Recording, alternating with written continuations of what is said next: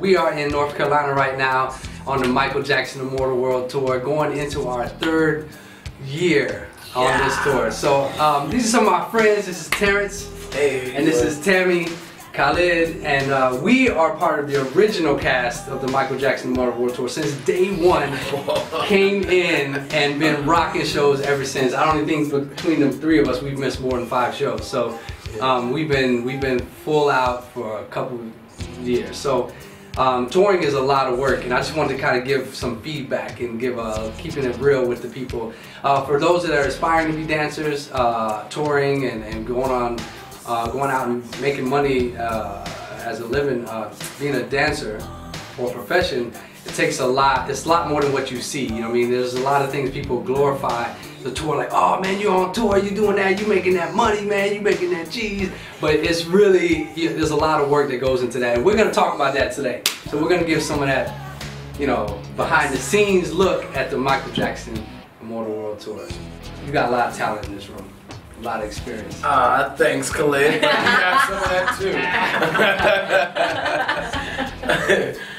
Yeah, well, obviously my name is Terrance, and I first got the call for this job. I was working on another previous Cirque du Soleil show, and it was as a birthday present. The acrobatic department called me, and they were like, "Hey, Terrance, so I wanted to tell you, we got a nice little birthday present for you." And I was like, "Oh, okay. What is it? You got the tour?" And I was like, "Sweet." I got it through video submission, so I'm not talking anymore. I think yours was even kind of unique too. She didn't have to audition. See, let me tell you how it really went down. Okay. They don't count. Okay, I was in Paris. I said, well, what's the show? They said the Michael Jackson show. I was like, I'll be in Paris. So I went to Paris, but yeah, it was full on for 8 hours or however long the audition was for 2 days, and then the callbacks. You get down to the last. When you make it to the last 16 people or something, and you know it's gonna be a circus show when they're gonna have maybe 100 artists or something. You thinking, okay, I'm good.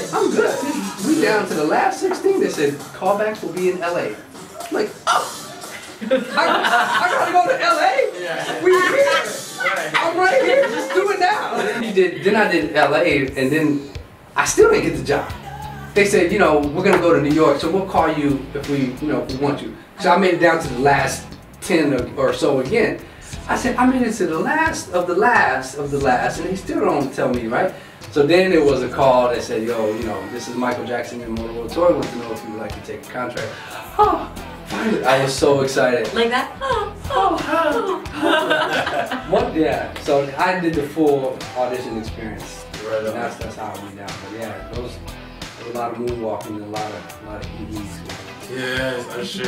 Well, as what you stated earlier, you were like, when I went into that audition, I was so focused and I was so determined. I remember another person on the tour, Chandra, saying that this was one of the most focused auditions I think she's ever had to endure in her life. Like, she was so determined. I think that's actually a good trait when you go into an audition, is to not get caught up. A lot of times in auditions you want to see, you got to see all the cool people.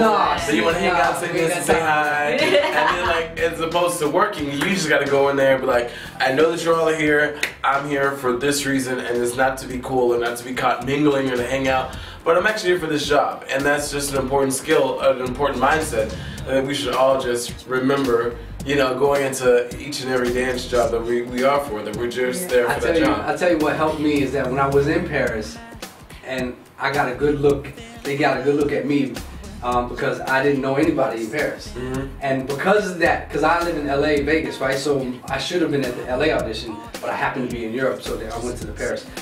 But had I been in LA, it's been switched, I probably would have been a little bit less, more distracted because, oh, Terrance, I see you, don't do like this. My man, but in Paris I was like, I don't know.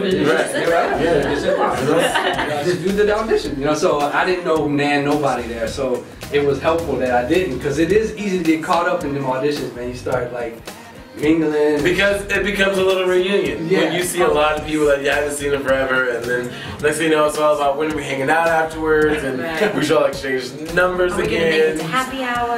Right, and the thing is that you're there for that audition, and that's it. So yeah, that's great that you were focused. Do you feel like it helped you out being in Paris? So I think being in Paris and not, like I said, not knowing anybody and just kind of going there with an open mind. And then, but when I saw Travis and when they turned that music on, yeah, boy, there was nothing in your body that's like, there was no money involved, there was no contract, there was no like, all I could see was music and dance, Michael Jackson. Because some people know what the contract consists of. Oh, it's a 3-year with this much money, or this, you're gonna go to these countries. And I didn't know none of that. All I knew when they first played, I was like, I don't care what's in the contract, I want to dance to that song like that. Right. And that's, you know what I mean? And then they gave you then the perks start coming in, like you get insurance and you get, benefits. I was like, word? I get my teeth done by side. Word? I love it. Yeah, no, that helped me out. I think just being isolated in a way, Yeah. I remember one of my first moments that I had, like my aha moment, was when we were in Ottawa and we all had the chance as a cast to get on the stage for the first time. For me, like that stage felt so immaculate and so magic and so like, this is the stage. It's real. We're gonna be on this. Wow, yeah. And it was just kind of like, it was like chills, and like you found the next person that was sitting next to you, gave him a hug, you're like, this is it, and we're gonna hold this stage. I mean, now we look at it as, oh, that's stage. I hope it's still together. You know? Is that tape? The stage looks dirty, but that first moment, we were just like, this is a stage, and that was a really good time back then. Gosh, man, that's like 3 years ago. And when you're talking 3 years, man, I think what makes this tour so fantastic and different than any other tour, I'm saying any show out there, whether it be Disney on Ice or Broadway in New York or whatever, like we have to stick together through all kinds of adversity. All casts do have to go through some kind of trial and tribulation, but I'm talking contractual disagreements. We're talking like weather and food and different, what's all the, we're representing 17 different languages or something. And we're acrobats, dancers, musicians, and whereas, I mean, a lot of tours can have that as well, but I don't know, we're just made of so many different elements, so many more like elements to us, and even when we were like training, before the show, before the job even like took flight, and we're all in creation, like creating the show, it was very weird for me to get used to having translators translate while people were doing choreography, and because I was like, I'm used to one person talking, so like the fact that someone's like whispering another language right here, and then 2 people over, another person's whispering another language. I was like, okay, this is too international for me. I remember Tapis Rouge. There's like 7 translators, and you're like, oh, I gotta go sit over here. Right. There's more translators because I can't hear anything. Side of the room.